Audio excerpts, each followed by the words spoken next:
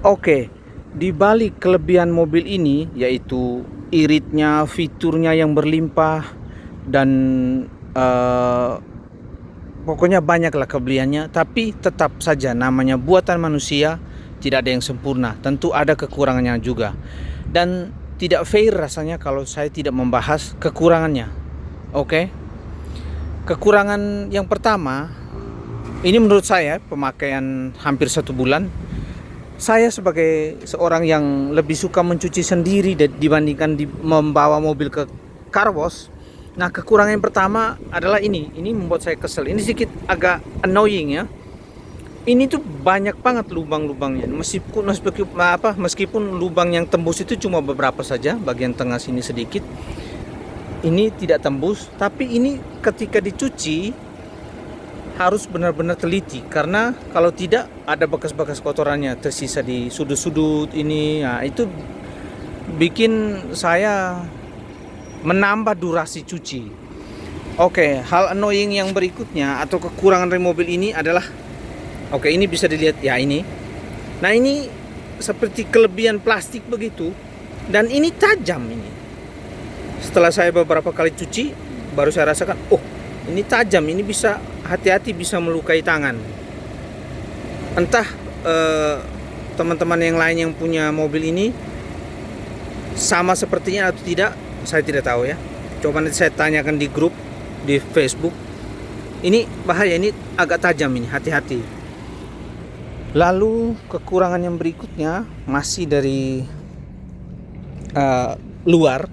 Nah, di bagian bawah sini juga saya rasakan hal yang sama seperti di depan. Jadi menurut saya finishingnya masih kurang. Jadi itu harus perhatikan finishingnya, entar di amplas atau di apa begitu kan, biar lebih terlihat rapi dan tidak bisa melukai pelanggan. Oke.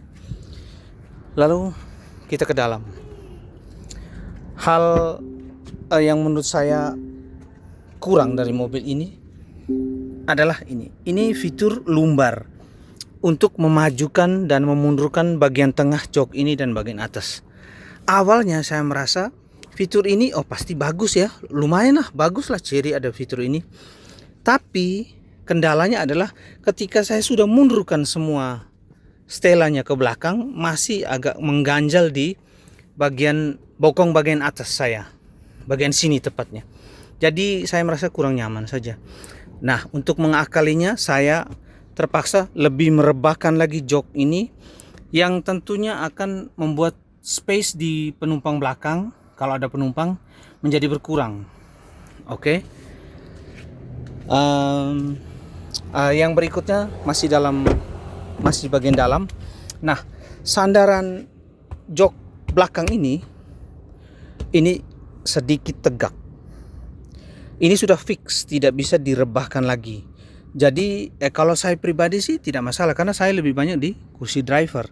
Tapi mungkin kalau nanti ada penumpang dan kami menempuh perjalanan jauh, itu pasti mereka akan mengeluhkan sandaran ini terlalu tegak atau kurang rebah. Sedikit saja padahal. Kalau bisa direbahkan sedikit lagi, itu mantap. Oke. Yang berikutnya bagian bagasi. Oke. Jadi baterai aki mobil ini tidak ditempatkan di ruang mesin depan, tapi di belakang sini. Ini ada jendolannya ini. Oke, ada jendolannya ini. Inilah tempatnya aki. Mari kita buka ya. Nah, ini dia akinya. Jadi kemarin setelah 2 hari serah terima mobil ini, saya langsung mengganti klakson, karena klaksonnya itu sungguh tidak menyenangkan suara klakson mobil ini. Klakson standarnya itu tidak baik, kurang bagus. Jadi kemarin mekanik yang di bengkel variasi itu saya minta tolong untuk ganti klakson. Mereka kebingungan mau ambil kabel arusnya itu untuk dipasangkan dari aki ke relay, baru dari relay ke klakson. Mereka tidak menemukan kabel mana yang bisa untuk positif negatifnya itu yang mana. Terpaksa ambil saja gandeng dari klakson lama, meskipun itu cuma satu saja. Sementara klakson yang saya ganti ada 2 atau stereo. Kalau yang bawaan mobil ini itu mono, jadi suaranya tidaklah. Oke, itu hal-hal yang menurut saya ya kekurangan dari mobil ini. Namanya buatan manusia, tiada yang sempurna kecuali buatan Yang Maha Kuasa.